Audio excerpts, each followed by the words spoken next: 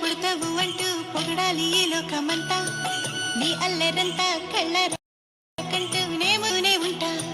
నా నరిలోని ఆ మంచి నడతా నువ్వు మించిపోవాలి అంట. ఇలా ఎన్నాళ్ళు కానీ ఎన్నేళ్ళు రాని నా చిట్టి తండ్రి నువ్వు తండ్రి వవని. మీ అమ్మకు నువ్వెప్పటికీ పసివాడివే.